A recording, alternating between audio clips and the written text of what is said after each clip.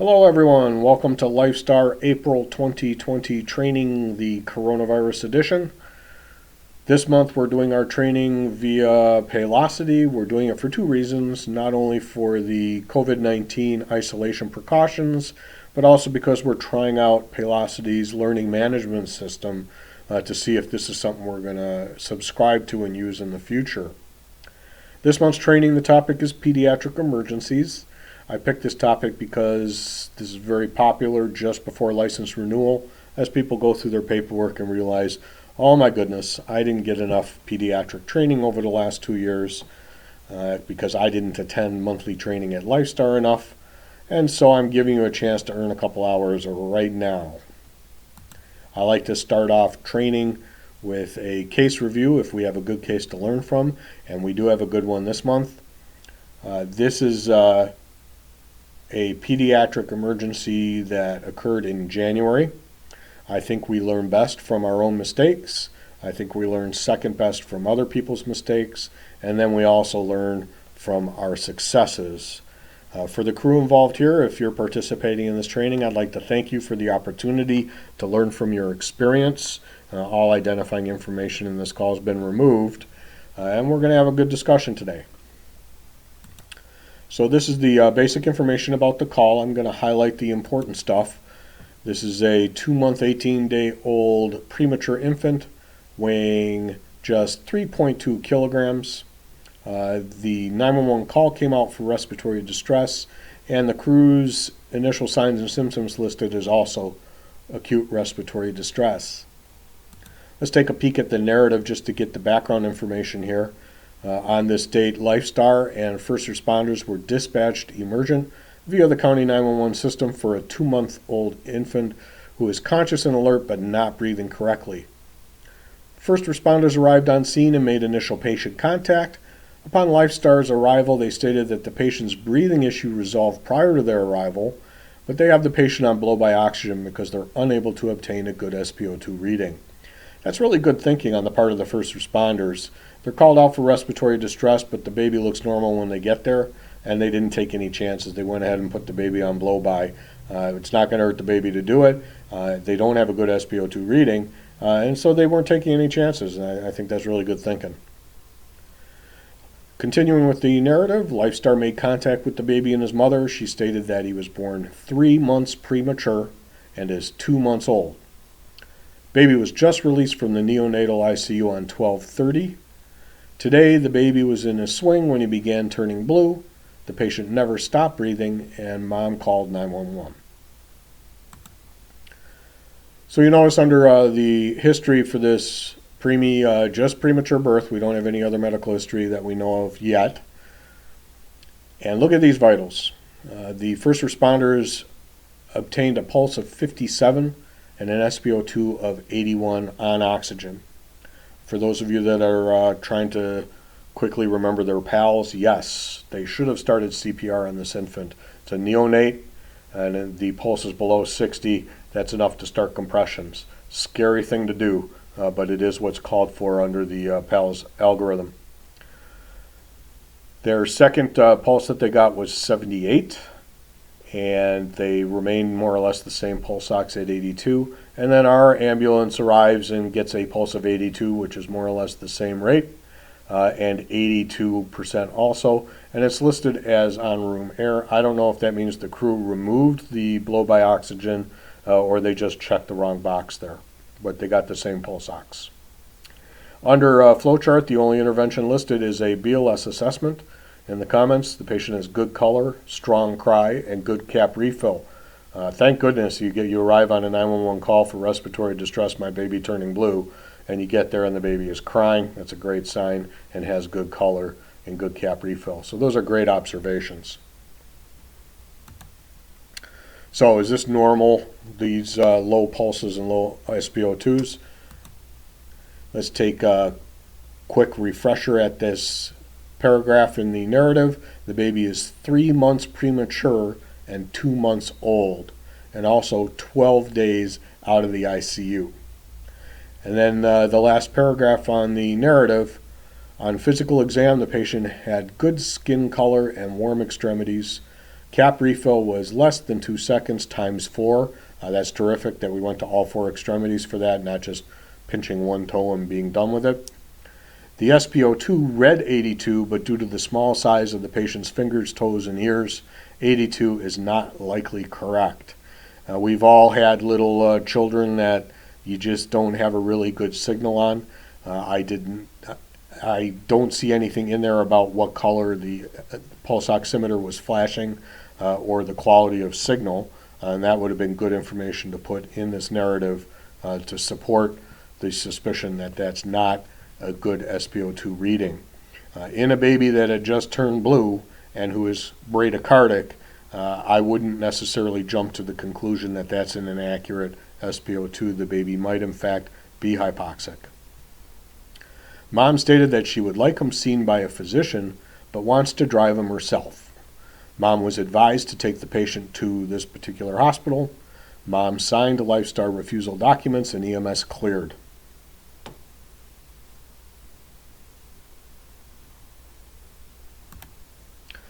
So the first thing I want to address is what's the gestational age of this premature infant. Children do not grow faster once they're out of the womb when they're in their initial stages of development. If a patient is premature, they continue to develop their organ systems at the same timeline as they would if they were a normal term baby. That means a 3-month premature infant that's 2 months old is at the same gestational age of development as an 8-month-old fetus. And from EMT to AEMT to paramedic classes, they all teach us the same thing, which is premature infants, the last system to develop is the respiratory system, and preemies have respiratory problems. That's the most common problem in premature infants, is a respiratory issue, and that's exactly what's going on with this one. So it's actually even kind of predictable. What's the normal range here? Let's take a look at some general guidelines. For a preemie, we'd expect to see a pulse of about 110 to 170. We don't have the ability to take an auscultated or a automated blood pressure on something that small, but the respiratory rate you would expect to see 40 to 70 on this infant. So let's look back at that screen with the vital signs.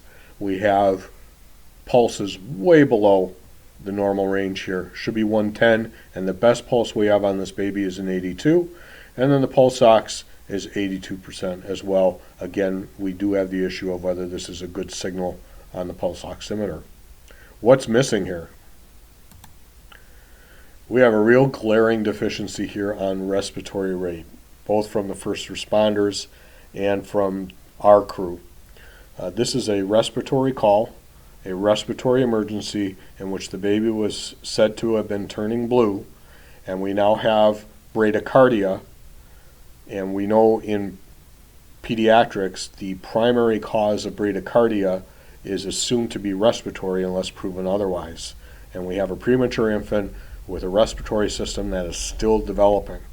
So absolutely positively should have a respiratory rate here. I understand that there is, it's a challenge on a crying baby, and thank goodness the baby's crying. It's a challenge to get that respiratory rate, but you just got to dig in and get that respiratory rate because we don't have a full assessment of this kid without knowing how fast or slow they're breathing. Let's take a look at the rest of that assessment. Under mental status, we have no abnormalities, and that's terrific. The baby's not somnolent, the baby's not limp, that's terrific. We also have a good list of pertinent negatives with the skin, not cold, not cyanotic, and so on. And then head, face, eyes, neck, and chest, all listed as no abnormalities. Then we get down to lung sounds, says not assessed. So again, we have a respiratory call. Respiratory distress is the primary impression of the crew. We have a bradycardic premature infant, and we didn't listen to the lung sounds. That is also a glaring deficiency on this assessment. All the rest, abdomen, back, pelvis, those are things I'm perfectly happy with them being not assessed, but lung sounds is on the list of things you got to look at for this call. Continuing on the initial assessment, we get down to pulse. They have a normal brachial pulse. That's good. And the cap refill, again, kudos to the crew for checking in all the extremities, not just one toe pinched, one finger pinched, and done with it.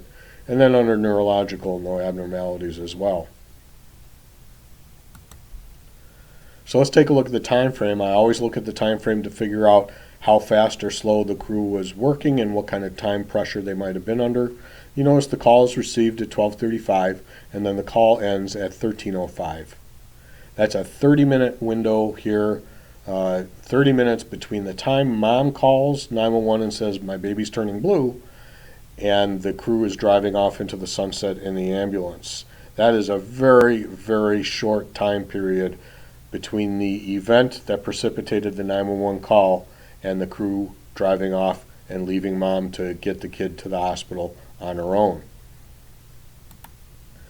So how did we do on this call? There are a number of problems with the assessment, which we talked about. It's not a thorough assessment. It's not an ALS assessment. On this call, this was an ALS ambulance, but the provider in the back was BLS, and the assessment listed as also a BLS assessment. So we left a lot of things out of the assessment, and there are a lot of glaring deficiencies there.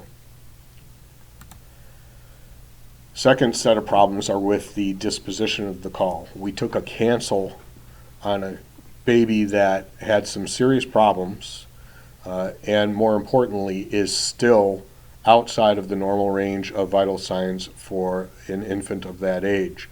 The last pulse we have is an 82, and the ambulance is driving off into the sunset with a baby that is still severely bradycardic despite other things looking normal. The crew took a cancel through paperwork instead of a cancel on the tablet. And on the back of our paper cancellation forms, we do have a number of boxes that you can check to say that you did warn the patient about the risks and so on. But the refusal form that's on the tablet is far more detailed, and it allows you to enter the cautions and the warnings and the consequences of refusing transport that you explained, in this case to the patient's guardian, so that she could make an informed decision. We don't have any of that information available in the refusal, and there's nothing in the narrative that says the crew tried to convince mom to let them transport, explained what the consequences of refusal might be, what are the hazards and potential negative outcomes to mom deciding to drive the baby to the hospital herself and baby stops breathing or starts breathing abnormally again. None of that is mentioned anywhere in the narrative. And it's possible that the crew did try to convince mom to let them take the baby and monitor the baby on the way to the hospital, but there's no mention of it. And if it didn't get documented, then it didn't happen. We also see no notation of whether they tried to involve law enforcement in the decision to not transport, and sometimes we can get a police officer to help convince mom. And there's also no documentation of any call to medical control to try and get the doc to convince mom to let the ambulance do the transport. I'm thinking that almost everyone involved in this training probably agrees that this is a baby that should have been transported by an ambulance to be monitored by the crew throughout that transport. It's just too risky not to. And that leads to the third problem, which is the problem of liability. Because we cannot prove that mom made an informed decision, we don't really have any protection for the crew or protection for the company in this case. Now, if mom ultimately decides, you're not taking my baby, I'm going to drive him myself, we can't do anything about that in the end. But we have to try to convince her, and then we have to document how hard we tried to convince her and all of the warnings we gave her and all of the arguments we used, and we tried to get the police to help, and we tried to get the doc at medical control to help. We did everything we could to convince mom to let us take that child to the hospital, and she just plain refused. That kind of documentation would protect us from any liability in this call.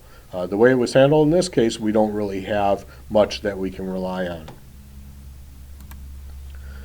So let's take a look at our treatment protocols and things that our medical control, our medical director is asking us to do.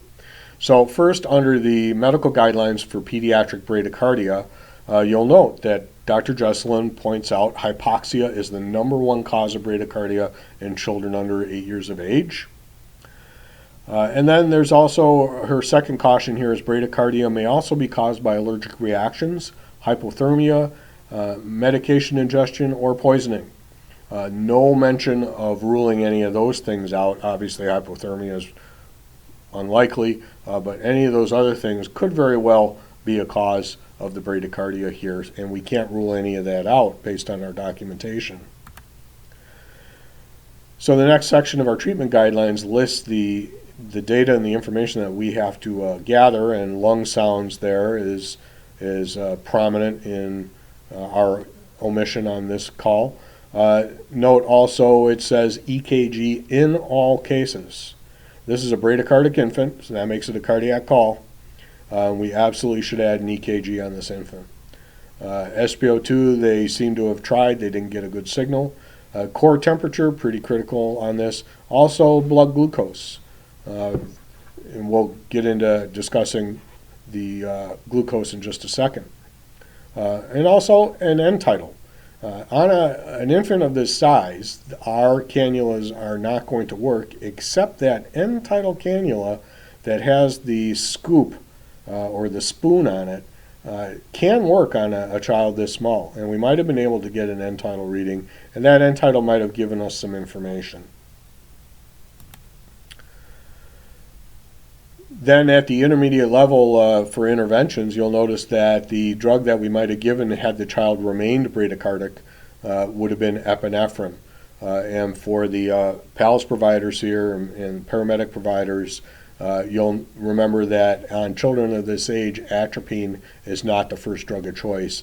It's epinephrine. And the dosing here, just as a reminder, it's always good to talk about dosing, is 0.01 mg per kg, which is 0.1 milliliters of Epi-1 10,000. And the preferred route of administration is IV or IO. And then you repeat until the child is no longer bradycardic.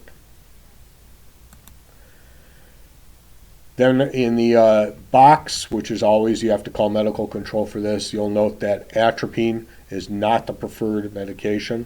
If they decided to use atropine, it would be 0.02 mg per kg. But again, under 6 months, it's contraindicated completely. And if the child remained bradycardic and hypoxic, what do? The next intervention that's available to us is transcutaneous pacing. You would do it at a rate of 100 per minute. At the paramedic level, again, transcutaneous pacing and atropine are the only other items to consider. And again, epinephrine is going to be the preferred drug of choice. So what if we called this a respiratory distress call instead of a bradycardic cardiac call? Well, you'll note that the protocol applies to asthma, bronchospasm, reactive airway disease, allergy and anaphylaxis, pulmonary infection, spontaneous pneumo, upper airway obstruction, and anxiety and hyperventilation syndrome. This doesn't describe this particular baby at all. The baby, we didn't listen to lungs, so we can't say for sure, but the presentation of this baby and the description that we do have in the narrative really kind of put this in the category of this isn't something that started in the lungs and wound up affecting the heart. There's something else going on with this preemie, and it's not really a respiratory distress. It's paged out as a respiratory distress call, but when it comes to which treatment guidelines we should rely on, it's far more applicable to go to the bradycardia protocol than the respiratory distress protocol. But if you decided to classify it as a respiratory distress call, that chief complaint would have to be something like difficulty breathing or shortness of breath, which we don't see documented on this preemie. But again, same kinds of vital signs need to be obtained here. Got to get the blood pressure, or in this case cap refill, the heart rate, which we have, the respiratory rate, which we don't, and then we don't have a temperature, and we don't have an end tidal here. And then down at the bottom, that last circle there is blood sugar again. And the reason why I think this is important to point out is we did not get a glucose on this baby. And when you really think about what's going on with this kid, we don't have the congested lungs, reactive airway disease, asthma, bronchitis kind of presentation here. So what caused this kid to become bradycardic? What caused this kid to turn blue? And the one thing that keeps sneaking up on me, even today, I still think about it very late in the game, is seizure activity. It's entirely possible that this baby had a seizure, and when they're seizing, they're not breathing very effectively, and so they tend to change color and turn blue. And they also tend to resolve within a matter of minutes. And all of that, all those puzzle pieces fit together to tell a story of a potential seizure. We also know that children's neurological systems are not very sophisticated and they're easily overloaded, and here we have a preemie on top of that. So it's entirely possible that what we had here was a seizure that happened and it's now resolving itself, and that's really great news if that's what happened, but we would need to get that blood sugar to kind of rule out seizure not rule out, but to kind of explore the possibility of seizure activity, because seizure activity often results in readings of mild hypoglycemia. And then the second thing will be a mention of the temperature. If we got a rectal temperature on this baby, we would feel a lot more comfortable about talking about febrile seizure. So that's a clinical decision or a clinical conclusion that might have been drawn if we had more information here to rely on. So my best guess what happened with this baby is potentially a seizure, but of course we don't know, and there's no way to know, and I unfortunately cannot follow up because we did not transport this baby. I have no right to call the hospital and ask what the outcome was. They would not respond. So what are the takeaways from this call? Always treat serious calls seriously. You got paged out for my baby's turning blue, and your index of suspicion for serious problems should remain high throughout the call, even if the baby looks normal when you get there. And anyone who's been doing this for long enough has had plenty of 911 calls that sound scary, and then you get there and it's a nothing call. And we have to be careful not to fall into the trap of assuming that all calls that look like nothing calls are really nothing calls. And the clue here to avoid falling into that trap is that pulse rate. That pulse rate should have really ruled out this is a nothing call and continue to treat this call as a serious call, regardless of how much baby's crying and regardless of how much baby looks normal at this point in time.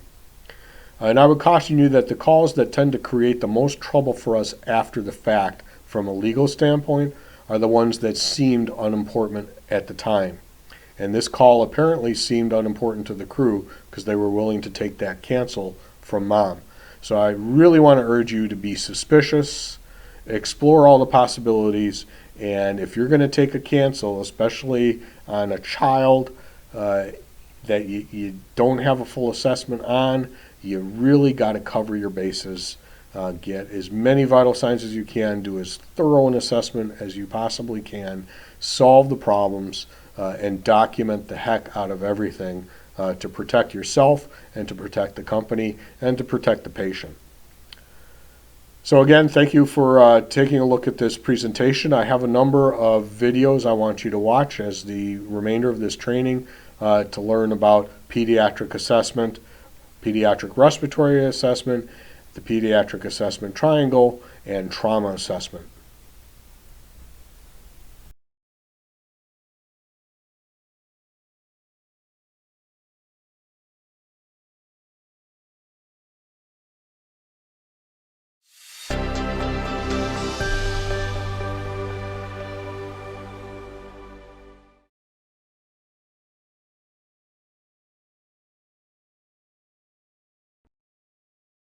Respiratory Assessment by Brianne Leary. Healthcare workers in all healthcare settings should always adhere to the latest World Health Organization guidelines on hand hygiene and barrier precautions before and after contact with a patient, bodily fluids, or patient surroundings. For more information, please watch our video entitled Hand Hygiene. Introduction. Hi, my name is Brienne Leary, and I'm a nurse in the Pediatric Medical Surgical ICU here at Boston Children's Hospital. I'm here today to talk about performing a comprehensive nursing assessment of the respiratory system and how to perform safe and effective monitoring of your patient's respiratory system. While it is essential for the critical care nurse to continually assess and monitor the patient as a whole, the respiratory system is often involved in a pediatric patient in the ICU.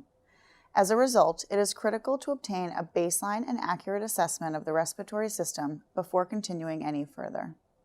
The nursing assessment and monitoring is composed of two parts, the physical exam and the non-invasive monitoring that we'll use. As the bedside critical care nurse, it's important that you are very competent in these skills and assessment parameters. You'll need to be identifying patient changes on a minute-to-minute basis and able to notify the appropriate care provider. First, let's talk about how to perform a comprehensive respiratory exam. This exam is going to be made up of three key parts, the look, listen, and feel model.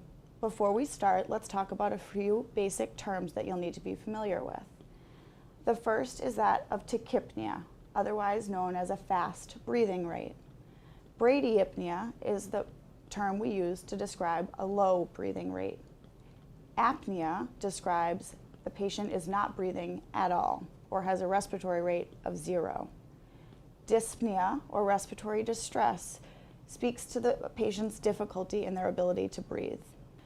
As you'll notice, the patient in front of me here is intubated or has an endotracheal tube in their mouth to assist their breathing.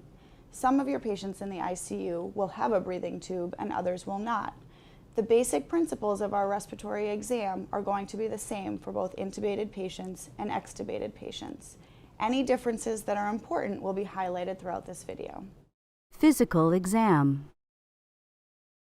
As we said, the physical exam has three parts. You want to look, listen, and feel your patient. The first step is to just take a look. You can always gain a great amount of information simply by looking at the general appearance of your patient. First, you want to ask yourself, how does this patient's breathing look? Do they look calm and comfortable? Are they in a position where they're trying to put themselves in order to breathe more easily? In an extubated patient that's ill, they'll often try to find a position of comfort, one in which they're able to breathe the easiest. For a baby with croup, that may be in their mother's arms where they're calm and comfortable. It is always best to leave an extubated patient in the most comfortable position for them, especially while you're performing your exam. You may see a patient tripoding or actually on their hands and knees, bent over, hunching, or you may notice that they're drooling a lot. Next, you want to look at their face. Do they look afraid? Are they having a hard time breathing? Do they look drowsy, lethargic? Are they not responding to you at all? Are they anxious, irritable, restless? All of these things can indicate that they are not effectively breathing. Next, you want to look at their overall skin color. Do they look pale? Are they mottled? Do you even notice some cyanosis or a bluish tint to their color? You may notice these things around their lips, which is known as circumoral cyanosis. You also may see that their hands or their feet appear a little bit blue. These things could indicate they're not getting enough oxygen. Next, you want to take a look at the child's trachea, which is located midline in their neck. You always want to assess and make sure that that trachea remains in the middle of the neck position. If the trachea has moved to either side, that could indicate that the patient is experiencing a pneumothorax. The next thing you want to assess for is the respiratory rate. This can be done simply by watching your patient breathe. What you want to do is count for a minimum of 30 seconds to see how many breaths the patient takes. It is very important to count for this long because infants and children often have some variation in their respiratory pattern, and if you don't count long enough, you may end up with an inaccurate respiratory rate. The normal rates for patients should be as follows. In newborns, you can expect the baby to breathe between 30 and 60 breaths a minute. For young children, it should be about 20 to 40 breaths per minute.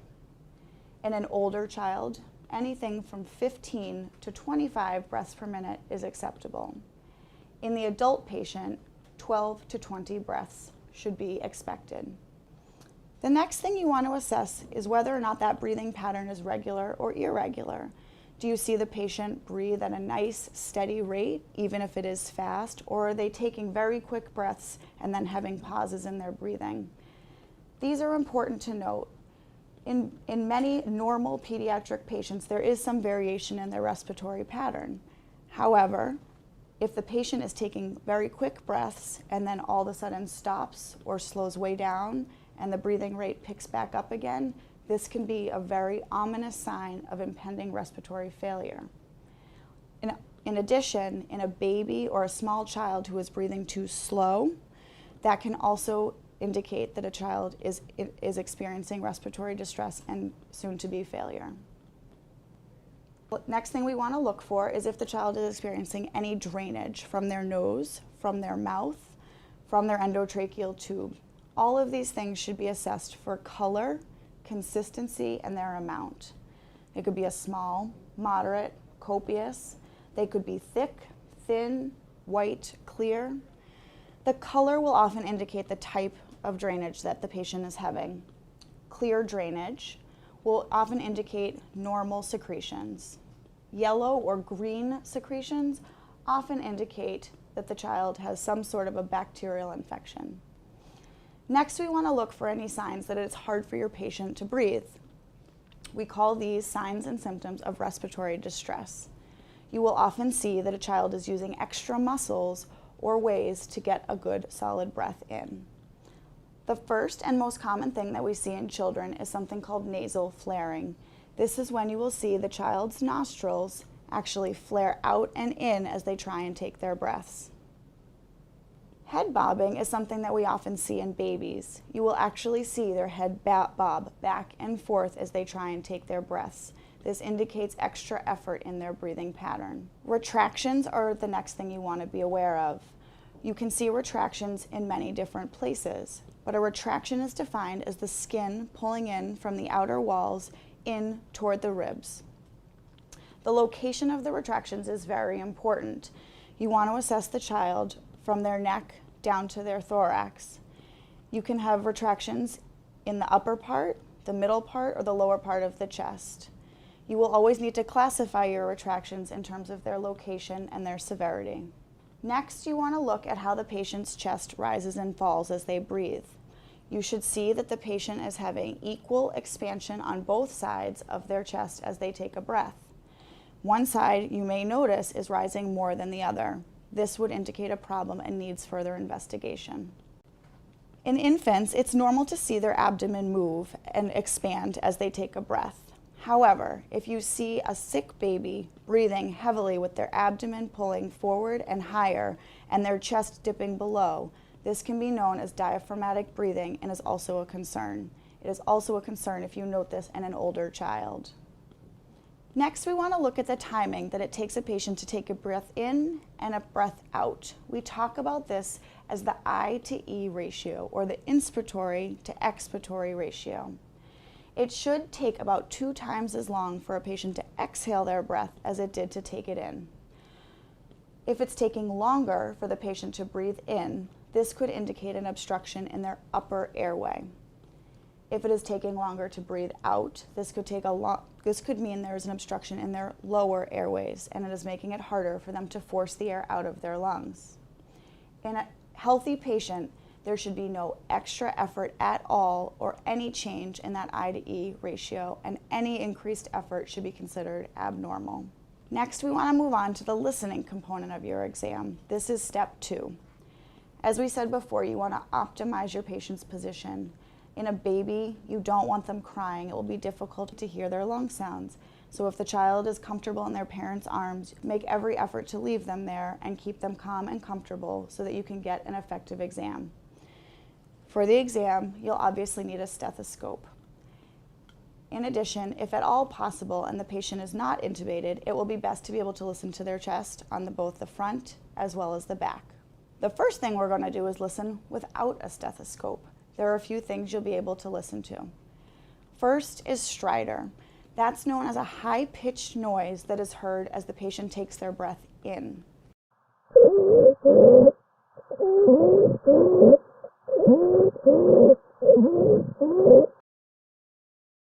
If you hear stridor, it often indicates that the patient has an obstruction somewhere in their upper airway. This could be a foreign body or it could be swelling on their internal airway. Then you want to listen for any upper airway congestion.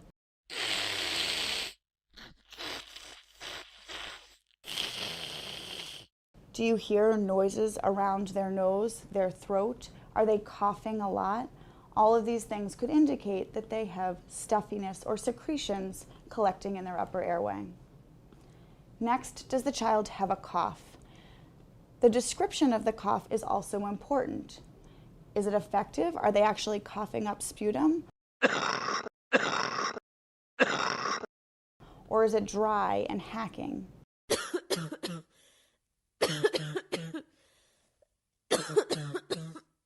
Does the patient tell you that something makes the cough worse, maybe when they lay down or sit up? Is it barking and hoarse sounding?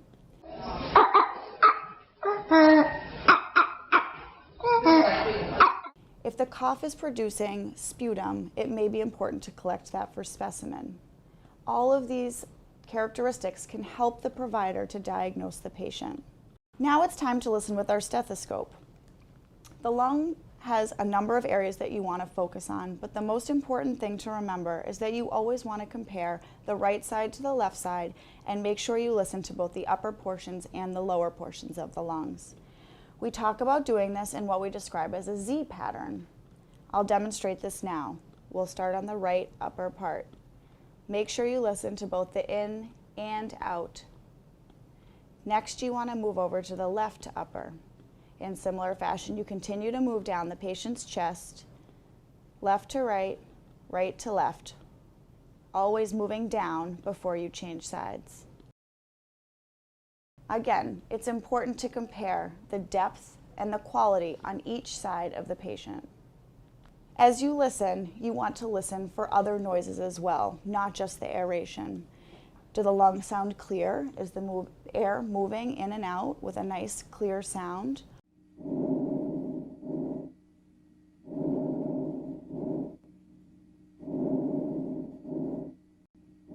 Or do you hear extra audible sounds?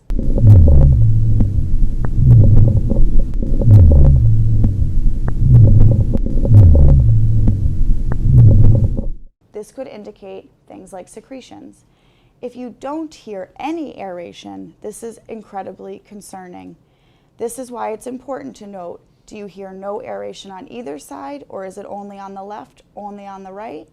Sometimes you'll hear air on the right and the left in the upper, but maybe not in the lower portions. All of this information, again, will help you to determine and troubleshoot your patient. Another sound that you should be very familiar with is the wheeze.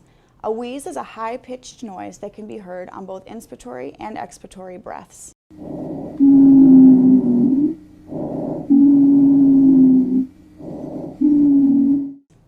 If the wheeze is heard on the inspiratory portion of the breath, it often indicates an obstruction in the upper portions of the airways. However, if you hear the expiratory wheeze on the lower portions, it can indicate that there's a lower airway obstruction. This is commonly heard in asthmatics or bronchiolitics. It is a very important note to say that if you've heard wheeze on your initial respiratory exam and that wheeze disappears, be sure that the patient has not lost their ability to aerate at all. Sometimes we're reassured by the absence of the wheeze, but in fact that may indicate that those airways have closed so much there is now no air movement at all through them. Coarse breath sounds are the noises you'll hear when the patient has secretions or fluid buildup in the lungs.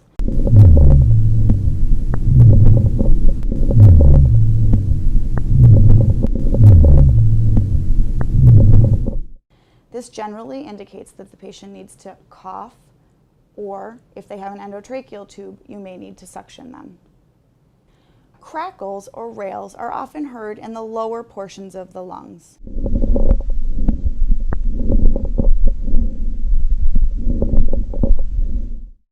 This typically indicates that there is extra fluid or friction taking place in the lower portions of the lungs and is usually associated with pneumonia or pleural effusion. These sounds can all be heard on both inspiration and expiration, though may be more audible in the expiratory phase. The next thing we want to do is feel the patient. When the patient talks, you can feel something like tactile fremitus. If you place your hands on the patient's lungs and they speak, you should actually hear the vibration. These should be equal on both sides. Crepitus is something very specific and will happen if air develops under the subcutaneous tissue in the child's chest wall. You can palpate around and will often feel tiny air bubbles along their chest. This is also incredibly concerning as it can mean there is an air leak somewhere under the patient's skin. Considerations for the intubated patient. Additional assessments that you want to make for the intubated patient. The most important thing is to determine that the endotracheal tube is still in good position. You can easily do this by first visually assessing the patient's mouth and where the endotracheal tube enters. It should be well secured with tape in place and stuck to the child's face, or there may be another sort of device that's used as a securement device. As long as it's intact, you're good to go. The next thing you want to do is note the exit point and measurement of the endotracheal tube on the child. This should be documented well and visibly in the child's chart. You want to continually reassess this, a minimum of every 4 hours. In addition, if you have any concern that the tube has become dislodged or dispositioned, you want to again take a listen with your stethoscope and compare the noise you hear from the right side to the left side to ensure that the endotracheal tube is still in good position. Point of clarification. If you have any concern that the endotracheal tube has been dislodged and the patient is no longer intubated, you should call an emergency response to the patient's bedside for help immediately. The next thing you want to watch is their comfort in their breathing. Intubated patients often experience some sort of agitation related to the breathing tube and may require some sort of sedation to keep them comfortable. This also becomes important because some of the pressures we deliver through the ventilator are uncomfortable, and the patient may actually fight that positive pressure that the ventilator is delivering to them. You want to watch to make sure that it appears the patient is breathing in synchrony with the ventilator, and if not, discuss with your provider how you can intervene. The other thing that you may hear in an intubated patient is something known as an air leak. In this patient, we have a cuffed endotracheal tube in which we can inflate the cuff to close the leak around the tube to the trachea. If, however, either this cuff is deflated, the tube is too small for the patient, or the tube does not have a cuff, you may actually experience a leak. This will be an audible noise that will be heard coming sort of from the patient's upper airway. For us here, we use a minimal leak. However, every institution is a little bit different. You will just need to be aware of whether or not that leak is present or not. So, the similarities in the extubated and intubated patient are always going to be the same. You have equal chest rise, watch your inspiratory and expiratory ratio, listen to your lung sounds, and watch for their breathing rate. Tachypnea, bradyapnea, each of those will always be the same. Finally, we want to talk about an emergency checklist that should be available to you in all intubated patients as well as any ICU patient requiring respiratory support. You always want to have available immediately a working oxygen source. For everyone, this may be different, but here, some sort of emergency airway bag should be available, such as an anesthesia bag or a self-inflating ambu bag. This should be connected to a working supply of oxygen, ideally a wall supply that is unlimited. In addition, you want to make sure that you have a mask that is appropriately sized for the patient. This will be in case of emergencies. It is important and critical to note that this should be available even for the intubated patient in case of tube dislodgement or emergency extubation. You also want to make sure you have suction source and equipment available. This would include a Yankauer or a large bore suction catheter that you would be able to use for nasal and oral secretions, as well as an appropriately sized soft suction catheter for the endotracheal tube. reassessment and monitoring. Remember, once you have gained a comprehensive respiratory exam on your patient, it is critical to continually reassess your patient. Pediatric respiratorily ill children can change at a moment's notice. For that reason, you must be continually reassessing their breathing rate, effort, distress, and utilize this information to move forward with your care. On that note, it's now time to change over and talk about how you can safely and effectively monitor your patient's respiratory status while in the ICU. Every monitor is going to vary a little bit. However, in principle, they're all pretty much the same. Typically, you'll have between 3 and 5 leads to work with. You'll want to look at your patient and be careful with your lead placement. The lead placement is critical to getting an accurate reading for your patient onto the monitor. First, you'll have the right upper or the white lead. We'll place that anywhere in the right upper chest or the right upper extremity. Next, you'll have the left chest or left upper extremity. That is often black. Finally, you'll have the left lower extremity or left abdomen. This typically gets placed on the child's lower left abdomen. You'll have to note that each cable comes back appropriately to match the cable here. That means that the white will need to match the white, the black will need to match the black, and the red or green will need to match the entry on the cable here. All monitors, as we said, may be set up a little bit differently. However, they can typically all be used to measure a few things: the respiratory rate and the oxygen saturation.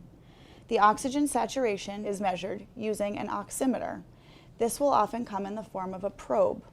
This can be a self-adhesive probe, such as this, where it will attach to a cable, or it may be a manual clip.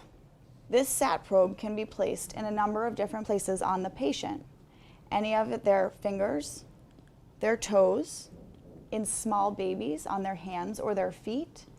And if you are having a difficulty with perfusion, you can also use the patient's ear or their ear lobe as placement for the probe. So here we can see what a continuous monitor might look like. As we said, each monitor will have a little variation, but the numbers and the information that they give you will all be similar.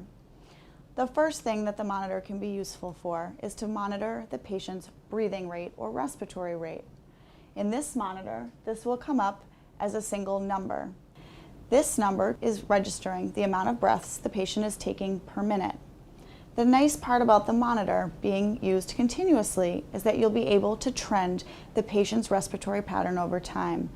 This might help you to identify if the patient is becoming more tachypnic, or perhaps they're improving and their respiratory rate is coming down from a number that's too high into a more normal range. In some monitors, you may actually see a wave on the monitor, which will indicate the depth and pattern of the breathing. The next number that we'll see is the end-tidal CO2, or the expired amount of carbon dioxide from a patient. Typically, and most usually, this number is gained in an intubated patient using an adapter at the end of the endotracheal tube, which then connects to the monitor. Here you'll see this identified as a waveform and the number at the present moment. This normal value should be between 35 and 45. There are ways to monitor this in extubated patients, but that will depend on whether or not you have that technology available to you. This number is useful in determining both the placement of the endotracheal tube. In other words, if the endotracheal tube is no longer in the patient's lungs, you will lose that value completely. It is also useful in helping to assess the ventilation of the patient and the effectiveness of their breathing. Finally, this monitor also shows us the oxygen saturation, often labeled as the SpO2 on the monitor. This number will give you the percentage of hemoglobin that is saturated with oxygen in your child. A normal value is between 95 and 100%. This was monitored using that self-adhesive sticker with the red infrared light on the patient. This will also give you a second number, a pulse or a heart rate. This is because the number is being measured using the pulsatile flow of blood through the patient's extremity where you're measuring from.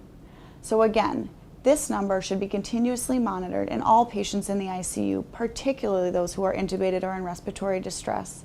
You'll want to be able to identify and be notified by your monitor immediately if your child is experiencing a change in their oxygen saturation. This is a great time to take a pause about the safety and efficacy of monitors. It is absolutely critical that if you're going to rely on a continuous monitor, that you use acceptable and safe alarm limits. The most important thing you must do is ensure that your alarm limits are on, and also that they are set appropriately for your patient. This means that you must use vital signs which are assessed and determined based on your patient's age, size, weight, and their condition. In other words, your patient may not have a normal respiratory rate, and therefore it would be inappropriate to set the alarm limits based on a normal rate for that patient that size. However, as your patient changes, you may need to keep in mind that you will need to change your alarm limits as well. One other useful tip we can give you is troubleshooting your monitor. Keep in mind that this is technology and not a human being, and that the first thing that you should do if your alarm were to go off for your patient is to actually assess your patient. For example, the respiratory rate may alarm that the patient has stopped breathing, that they've gone apneic. However, when you go in to assess the patient upon that alarm, you find that perhaps they've pulled off a lead. So we just would like to reiterate that if the alarm goes off, that you will want to take a look and actually assess the patient in person. Some of the things that can cause your alarm to go off unnecessarily might be patient movement, which can cause artifact. It may be the dislodgement of a lead. Also of note, placing a wet cloth over the patient's body will affect the ability of the electrodes to work effectively. Hopefully this can help you work through any problems that you may have. So in summary, the respiratory assessment and monitoring of your patient in the ICU will be critical. We want you to use the look, listen, and feel model to complete your comprehensive respiratory exam so that you look at your patient for any signs of distress or difficulty breathing, listen for any abnormal lung sounds, and to feel for any crepitus or secretions. Once you've gained your comprehensive nursing respiratory assessment, you can use your continuous monitoring to evaluate your patient's continually changing condition.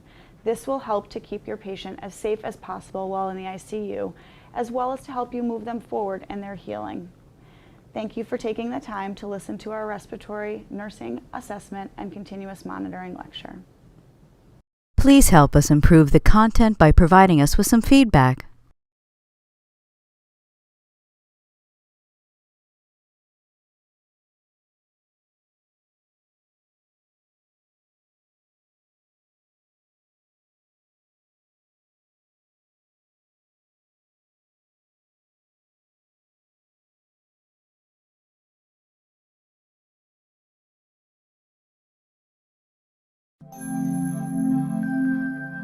In today's presentation, we're examining the Pediatric Assessment Triangle and how it can help you with your initial assessment of pediatric patients. So what are we talking about when we look at the Pediatric Assessment Triangle? First of all, it's an easy tool you can use in your initial assessment before you even get to the patient. It's totally non-invasive. You don't actually even have to touch the patient while using the Pediatric Assessment Triangle, and that's one of the things that makes it so valuable for assessing kids, especially those very young patients who have a lot of stranger anxiety as part of their normal development. It's non-threatening because you can do it from across the room, from a distance, without even approaching the patient. And best of all, it's quick and easy. The Pediatric Assessment Triangle is based on 3 variables to determine whether you have a sick or not sick patient. And by sick or not sick, we really mean critical or not critical. Is this a patient that you can stay and play with, or is this somebody you're going to load and run to the hospital with? In pediatric assessment, we call it sick or not sick. And the 3 variables that we're going to look at are appearance, work of breathing, and circulation to skin. These are the 3 things you can actually assess very easily without even getting too close to the patient and before you start using your stethoscope and going hands-on with patient injuries and looking at the patient's condition. So first, let's look at appearance. Appearance uses the acronym TICLS, T-I-C-L-S, and TICLS refers to tone, irritability, consolability, look or gaze, and speech or cry. And these are things you can look at from across the room. First, let's look at tone. Does the kid have abnormal muscle tone? Are they limp or rigid, or is their muscle tone totally absent? If they're normal, they'll have good muscle tone. They'll be moving their extremities. And infants will strongly resist any attempt to straighten out their limbs. An assessment of irritability is next. If their crying is absent or abnormal, or the child cannot be stimulated to cry, this is an abnormal sign. In addition to indicating an altered mental status, this may also be a sign of an occluded airway. A normal child will have a strong, normal cry, and this is a reliable sign of a clear airway. Moving on to C for consolability. A child that's abnormal just can't be consoled or comforted by normal caregivers, and they don't respond normally to environmental stimulus like toys. Normal kids are able to be consoled by adults, mom or dad, and they respond in their usual way to toys and the environment. You want to examine their look. If they have a vacant stare with a lack of eye contact, the kid may not seem to recognize normal caregivers and won't pay any attention to you. A normal child will be able to make eye contact. And then speech or cry.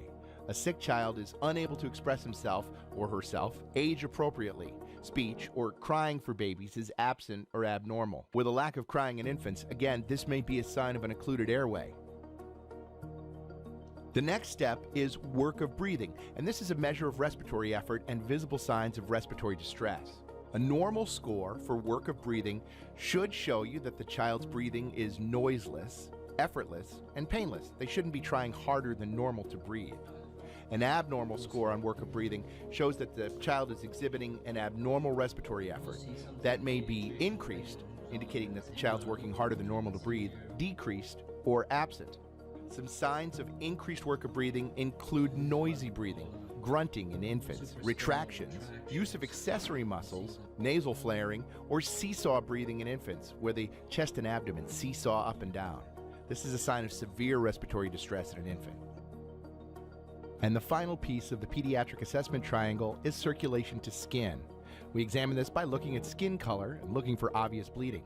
Circulation to skin is measured by the skin color and capillary refill, and it's an excellent indicator of perfusion in children. A child with normal circulation will have his or her normal skin color. There'll be no obvious bleeding, but abnormal circulation to the skin may be indicated by pallor, generally an early sign of decreased circulation, cyanosis, mottling, and obvious blood loss. When we score the pediatric assessment triangle, we don't assign a numerical score. We're looking for abnormal signs. The pediatric assessment triangle can be used by all levels of EMS providers as a method of quickly determining the acuity of a child. Once you've used the pediatric assessment triangle to determine how critical your patient is, you should use your results to help guide your decisions. It can influence decisions like additional resources or speeding up your patient transport. Remember, always do a hands-on assessment after using the pediatric assessment triangle to form an impression of whether the patient is stable, in shock, respiratory failure, or respiratory distress. The pediatric assessment triangle is a great tool, but it's just the first step in patient care.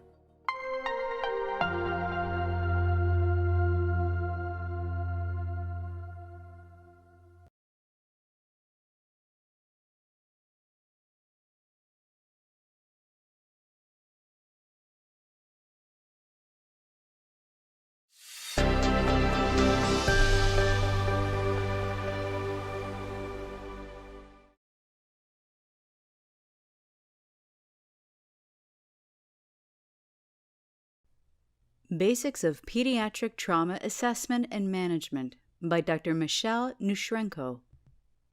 I'm Michelle Nushrenko, staff physician in the Division of Emergency Medicine. Today's topic is the emergency evaluation of pediatric trauma. The objectives of today's talk are to review the burden of traumatic disease, review the trauma assessment, and to go through some illustrative cases to provide you information on trauma resuscitation and trauma procedures. Trauma is a very large topic, and not all subjects can be covered in one lecture. Today, we will not be covering head injury, C-spine clearance and C-spine injury, or orthopedic trauma. Burden of trauma. The burden of traumatic disease is disproportionate to the low and middle income developing world. South America, Africa, and Southeast Asia bear the brunt of traumatic disease worldwide. The distribution of traumatic injury is about 25% road traffic accidents, self-inflicted violence, interpersonal violence, or other traumatic injuries such as drowning, falls, poisoning, or burns. Road traffic accidents account for the largest portion of traumatic injuries worldwide, at 25%. Of the world's total road traffic accidents, greater than 90% of them occur in developing countries. This is projected to increase approximately 80% by the year 2020. Victims of trauma are more likely to die within the first hour or usually at the scene of the injury, or after 6 hours, leaving us with a golden window to intervene between 1 and 3 hours, which is the most important time for trauma care. The discussion of this lecture will focus on that time period. Trauma assessment. A systemized approach to trauma evaluation was developed in 1980 in the form of advanced trauma life support. This is an organized and systematic approach to trauma, treatment, and procedures related to trauma. This is now taught in 47 countries worldwide. The trauma assessment starts with the primary survey. During the primary survey, you start by assessing the airway, or A, to make sure it's patent and that the cervical spine has been immobilized. You then assess breathing, or B, to maintain ventilation and assess the quality of ventilations. You then assess circulation, or C, and control hemorrhages whenever you find them, assess ability to perfuse. Followed by D, or disability, which is assessing the neurologic status of the patient. You then assess exposure, or E, and maintain environmental, or E, control by keeping the patient warm and monitoring them for temperature changes or other injuries throughout the body. To provide a more detailed review of airway, or A, you need to make sure the airway is patent. A talking patient is maintaining a patent airway. A patient who is moaning may be maintaining a patent airway, but very difficult to assess, and you should reassess this frequently. A patient who's not making any noises or sounds from the airway is considered unmaintainable. If a patient is moaning, snoring, or making other abnormal airway sounds, you may try to open their airway using the jaw thrust maneuver by placing a nasal or oral airway, or maintaining them in cervical spine immobilization throughout both of these procedures. If the airway is not maintainable, you should intubate them or provide advanced airway support. Breathing, or B, should be assessed by listening for breath sounds bilaterally. You should feel for chest excursion to make sure the chest is expanding symmetrically, and check pulse oximetry whenever available to assess oxygenation capacity. It's also important to visually inspect the chest wall for traumatic injuries that may give you a clue to underlying diagnoses. If the patient is not breathing comfortably, you should provide supplemental oxygen in the form of 100% non-rebreather, or by bag mask ventilation if the patient needs respiratory support for insufficiency or poor function. Circulation, or C, should be assessed by assessing skin color. Is the patient pale or mottled? Palpate the pulses. Are they strong? Are they weak, thready, or absent? In the distal and central areas, such as radial, femoral, and carotid. You should identify any visible signs of external hemorrhage through any open wounds or fractures and control them with direct pressure. In the instance of extremity fracture with significant bleeding or extremity amputation or partial amputation, a tourniquet should be applied. You should then continue to assess the hemodynamics of the patient and the requirements for fluid resuscitation or vasopressive support. During your assessment and circulation, you may find signs and symptoms consistent with shock, such as tachycardia, hypotension, poor perfusion, alteration in mental status. There are 3 different types of shock in trauma. The first type is hypovolemic, usually due to hemorrhage and blood loss. Cardiogenic, which can be related to blunt chest trauma resulting in abnormal cardiac function, or obstructive shock from tension pneumothorax or cardiac tamponade. We'll review these specific diagnoses later in this discussion. In assessing states of shock in pediatrics, vital signs are incredibly important. Monitoring for signs of blood loss by watching the heart rate and blood pressure can be vital in a pediatric patient. Pediatric patients are more likely to be tachycardic and less likely to be hypotensive until they've lost significant blood, as demonstrated in the table showing pediatric vital signs over the various stages of mild, moderate, and severe shock. It's also important to monitor a respiratory rate as patients become more tachypnic as their perfusion decreases. When looking for signs of blood loss, if there are no obvious external hemorrhages or extremity injuries, other places to look include the chest for hemothorax, pelvis for solid organ injury or vessel injury, bleeding, retroperitoneum, or the thigh due to closed femur fracture. If blood loss is noted or suspected in a closed cavity, resuscitation should begin immediately before proceeding with the rest of your survey on disability and exposure. An IO or IV should be placed immediately for fluid resuscitation. Resuscitating initially with crystalloid for 1 bolus or 2 if blood is unavailable is acceptable. However, blood is the resuscitation fluid of choice after 1 bolus, as blood loss is the most likely cause of the hypotension. Obtaining O negative or O positive blood for transfusion and resuscitation as soon as possible is a critical component to trauma resuscitation.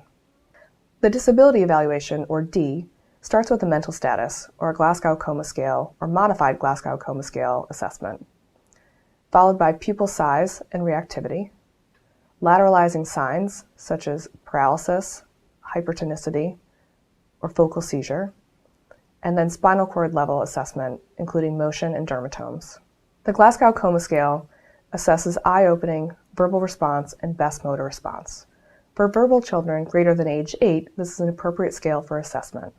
Anyone with a Glasgow Coma Scale score of less than 8 is mentating poorly, and caution with their airway should be taken, and most likely intubation will be required.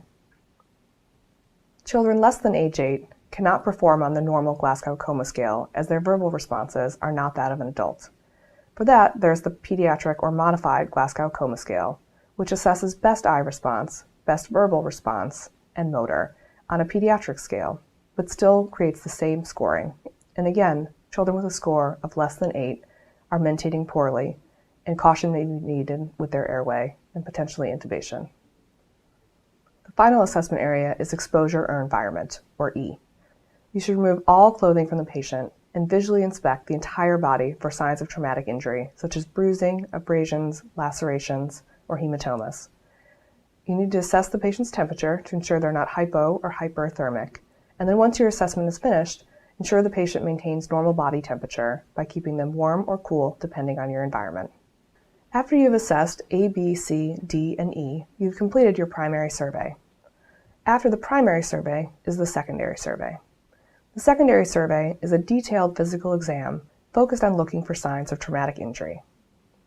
You should not perform the secondary survey until all components of the primary survey have been completed, including stopping at each stage, A, B, C, D, and E, to assess and fix potential life-threatening injuries or complications.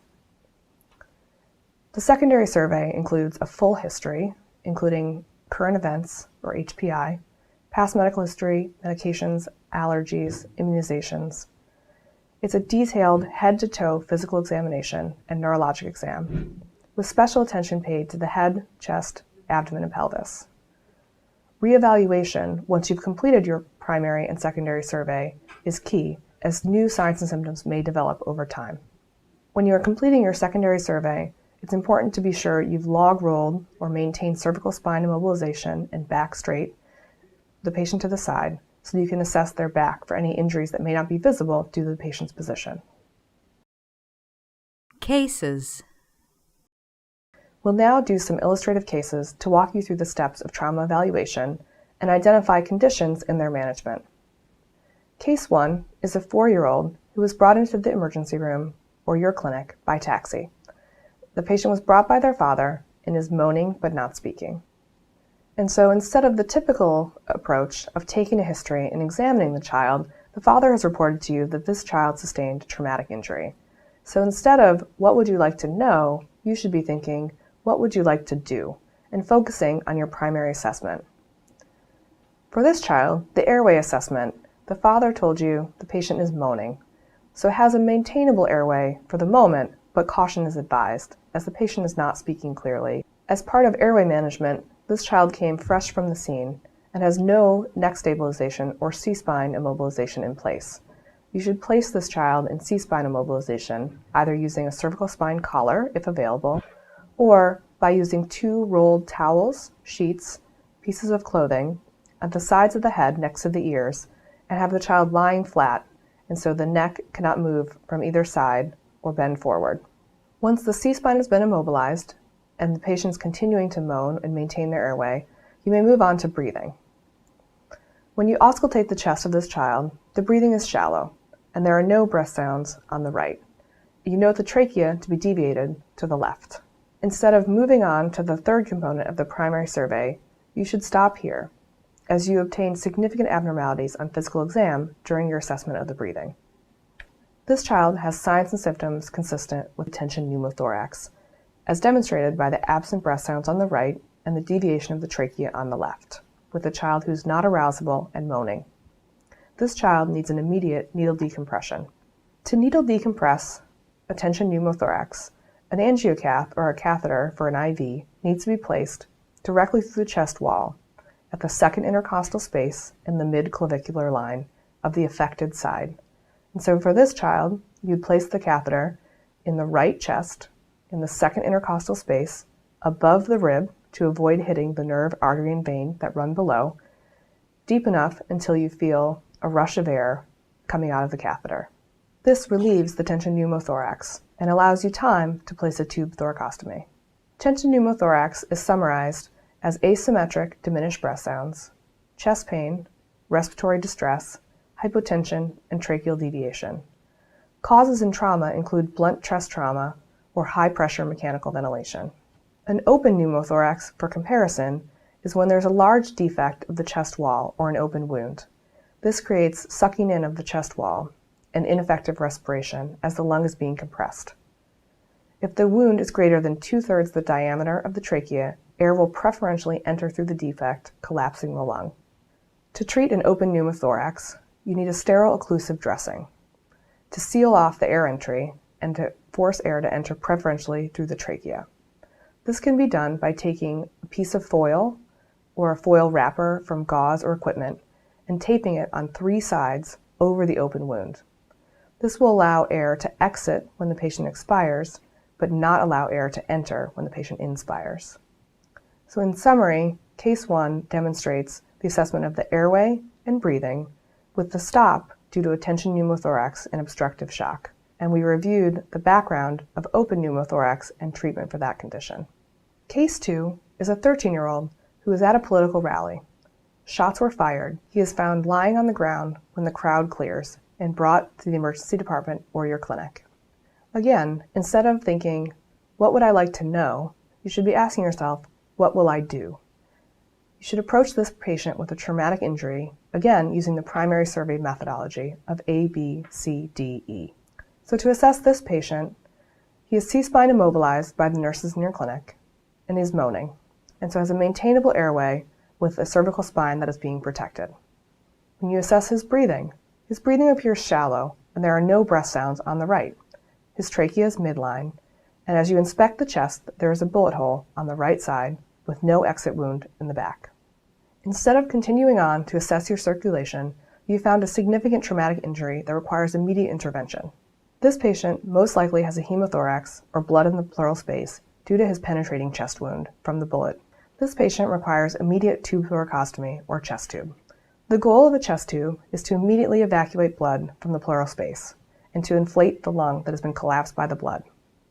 A large caliber tube is placed to avoid clotting of blood in the tube. Placement of a pigtail is contraindicated in traumatic injury due to risk of clotting. After you place your chest tube, which will be reviewed in other lectures, you should assess how much blood is put out. If greater than 1,500 mL of blood evacuates immediately in a child above the age of 12 or an adult-sized child, that patient may require immediate operative intervention due to significant blood loss. For a child under the age of 12 or smaller than adult size, if greater than 200 milliliters per hour is evacuated from the tube, that child will also require operative intervention for ongoing bleeding. So in summary, Case 2 reviews a penetrating chest injury that resulted in a hemothorax, with the need for immediate intervention of chest tube or tube thoracostomy. Case 3 is a 9-year-old male transported 8 hours to the emergency department or your clinic, who was in a rollover crash of an embassy convoy. The child is awake and anxious appearing. Again, instead of thinking, what would you like to know, you should be thinking, what would you like to do, and reviewing your A, B, C, D, E primary assessment format. For this child, the airway is maintainable. He is anxious, moaning and talking, and his C-spine has been immobilized by those who are traveling with him. On assessing his breathing, his breath sounds are clear bilaterally, He is in no distress, and there is no obvious chest wall injury. You assess his circulation, or C. He has a normal heartbeat, no murmurs, 1+ femoral pulses, and weak, thready radial and posterior tibial pulses. You assess his disability status. He has no obvious deformities, he is spontaneously moving all extremities, and is cooperative with exam. For exposure, you remove all of his clothing and assess for any other injuries that were not easily visible while clothed, and find none. He is normothermic, and you wrap him back up again. You've now completed your primary survey and are able to move on to your secondary survey. You start by obtaining a history from the adults who are with the child. They report he is generally healthy, takes no medication, has no allergies, and they are unsure of his vaccination status. You then proceed to do a detailed head-to-toe physical exam, starting with vital signs. His temperature is 37.4 degrees Celsius. His heart rate is 140 beats per minute. His respiratory rate is 18 breaths per minute. His blood pressure is 76/40 for this 9-year-old child, and his saturation is 98% on room air. His head, ears, eyes, nose, and throat exam shows him to be normocephalic with an atraumatic skull. Pupils are equal round reactive to light with exterior ocular movements intact. His facial bones are intact, his tympanic membranes are gray with no hemotympanum, and his dentition are intact. His neck is immobilized. On palpation, he has no C-spine tenderness. His chest is clear and symmetric breath sounds bilaterally with no external chest wall injuries or bruising.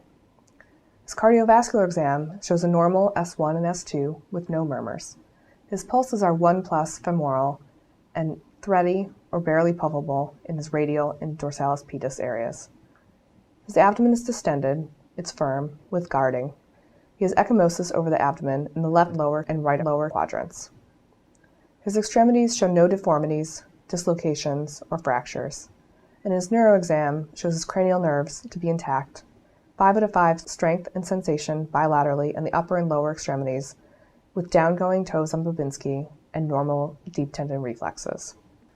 On your detailed physical exam, you've noted some significant findings, including hypotension, tachycardia, abdominal distension, guarding, and abdominal bruising.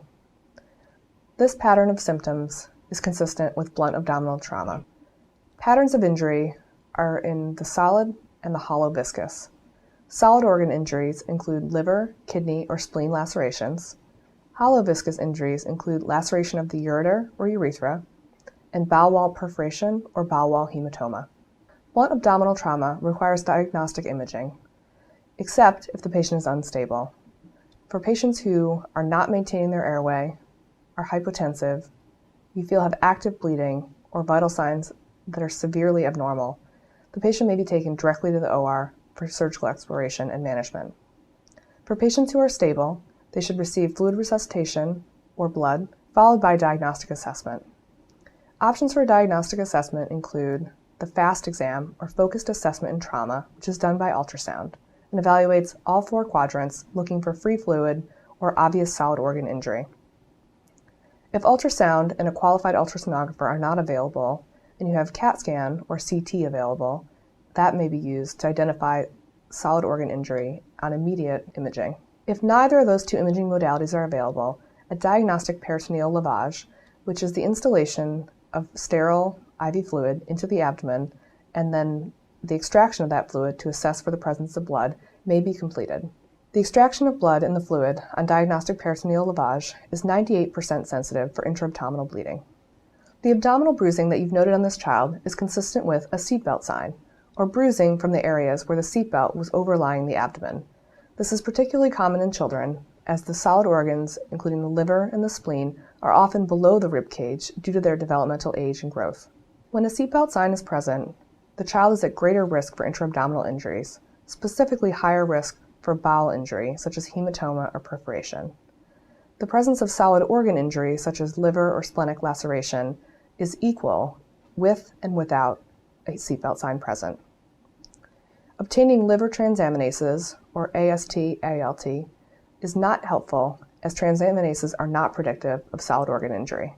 Once you have identified a liver laceration, you need to decide if the management is surgical or medical.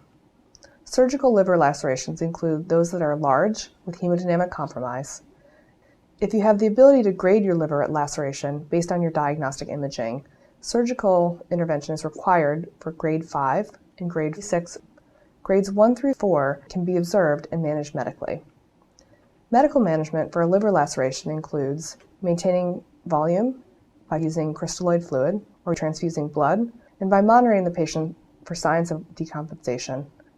Monitoring is often done in the hospital setting and is done at least 24 hours plus the number of the grade of the liver laceration. And so, for example, a grade 2 liver laceration would be admitted for 1 day plus their grade of injury, which is 2, so for a total of 3 days. Once a patient has been stabilized and is ready for discharge, the patient should restrict their activity for a significant amount of time. This is also based on the grade of the injury, and the grade of the injury becomes the number of weeks activity should be restricted, plus 1 week. So again, for a grade 2 liver laceration, the patient should not return to activities such as playing, roughhousing, riding motorbikes, bicycles, or doing any work if the child is an older teenager, for 1 week due to injury, and 2 more weeks due to the grade of their laceration, for a total of 3 weeks. Similar to liver lacerations, splenic lacerations are managed surgically and medically. Grade 5, or complete fracture of the spleen, or interruption of the hilar vessels, grade 4, are managed operatively due to significant bleeding. Grades 1 through 3, if this grading is available to you based on your diagnostic imaging, are managed medically. If you do not have appropriate diagnostic imaging, your decision can be made based on the stability of the patient after fluids and blood resuscitation. For medical management of splenic lacerations, again, the patient should be hospitalized for 1 day plus the number of days of the grade of the laceration. So for example, a grade 3 splenic laceration would be hospitalized for 1 day plus 3 days due to the grade for a total of 4 days. After hospitalization, when the patient is discharged, management is similar to that of a liver laceration. The patient should restrict activity to avoid further injury, including restricting play, bicycle, motorbike, or any work that the child may do. The patient should rest for at least 1 week, plus the number of weeks for the grade of the splenic laceration. So for example, for a grade 3 splenic laceration, the patient should rest for 1 week, plus 3 weeks, for a total of 4 weeks. In summary, Case 3 highlights abdominal trauma, solid organ, and hollow viscous organ injury, including lacerations to the liver, kidney, spleen, bowel wall perforation, or bowel wall hematoma. In summary, this lecture has reviewed the burden of traumatic disease, the practical assessment of the trauma patient, including the primary and secondary survey, or the detailed physical exam and trauma, has provided you with some familiarity with trauma procedures, and reviewed thoracic and abdominal trauma specifically. Please help us improve the content by providing us with some feedback.